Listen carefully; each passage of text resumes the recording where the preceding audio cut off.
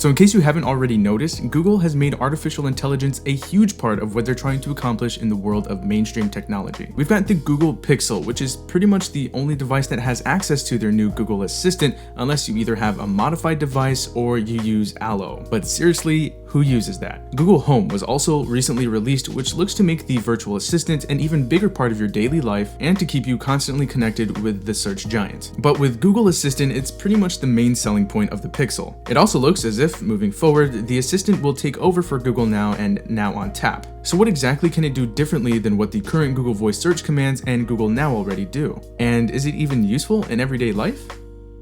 Alright, so we already know that Google Assistant can show you pictures of cats. It can tell you how tall someone is, what 2 times 2 is, what the weather is like over in Arizona, and where the nearest Taco Bell is located. I'm pretty much your normal everyday smartphone power user, so something like Google Assistant should be just what I need, right? Well, what I use Assistant for is pretty simple. Since I don't necessarily have all the time in the world to keep track of everything that I want to, I'd like to check up to see if my Chicago Bulls won their last game. Did the Bulls win last night? The Chicago Bulls won 98-95 yesterday against the Miami Heat. Alright, cool. That's nothing new. There are also times where I need to set a quick timer, whether it's to take a power nap or when there's food in the oven. Set a timer for 20 minutes. Alright, 20 minutes. Starting. Okay, quick and simple. There are other things I would use it for, like finding out what a word is in another language, finding the lowest price for potential upcoming flights, what days certain events land on, and setting a quick reminder. So while these things are pretty elementary and we've had these features on previous iterations of Google Voice Search, there are some new additions that I actually found pretty useful. Okay, so I know that the Bulls won their last game, but now I can follow that up with a bunch of additional questions. Who do they play next? The Chicago Bulls' next game is tomorrow at 7 p.m. when they will play the Washington Wizards. What's their record? They're 5th in the Eastern Conference with 5 wins and 4 losses, 2 games behind the Charlotte Hornets. Who's their coach?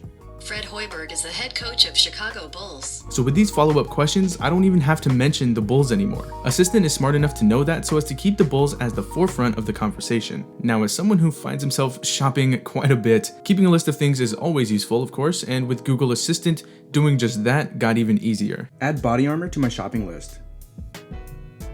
Okay, I've added body armor to your shopping list. Done. So it'll actually go into Google Keep and start a shopping list for me, which I find very awesome. Now, as someone who needs to remember a lot of things, I can tell Assistant to remember some of those things for me. For example, I can tell it that my favorite food is pizza, at least I think it is. Then later on, I can ask the Assistant what my favorite food is, and it'll tell me that it's pizza. Definitely an underrated feature in my opinion. Next, I could go ahead and ask it what my day is looking like. What's my day looking like? Good morning, Zach. It is 10:51 a.m. The weather in Fort Worth currently is 68 degrees and partly cloudy with a high of 74 degrees.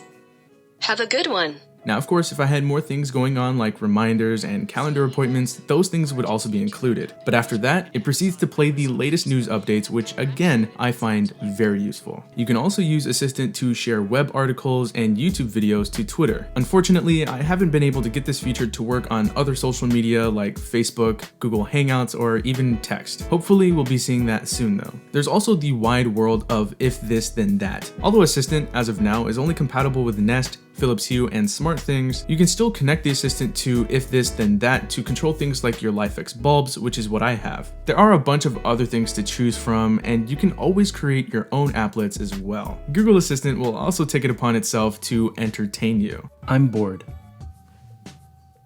I've got this.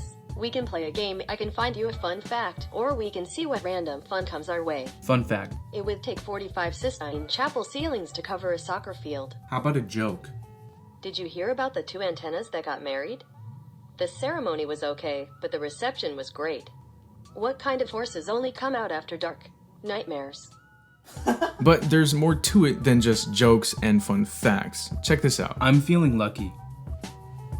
Sweet. Okay, when the music starts, things might get a little weird. Prepare yourself. Welcome to Are You Feeling Lucky? It's like a game show, but you don't win any money or prizes.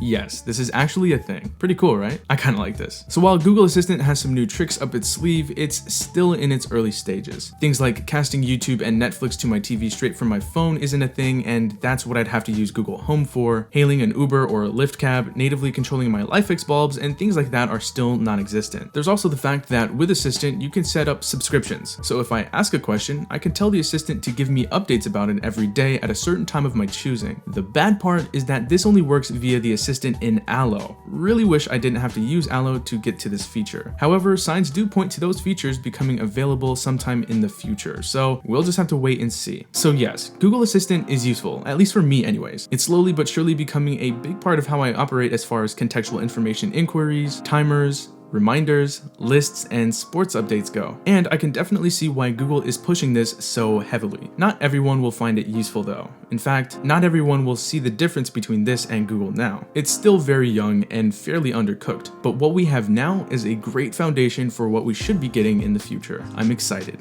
So what do you guys think? Do you like the direction Google's moving with its new assistant? Do you find it useful? Let us know by dropping a comment down below. We'd love to hear your feedback. But anyway, that does it for the video. If you guys enjoyed it, feel free to hit that like button, subscribe to the Android Police channel if you haven't already. That does it for me. I'll talk to you all in the next one, and thanks for watching.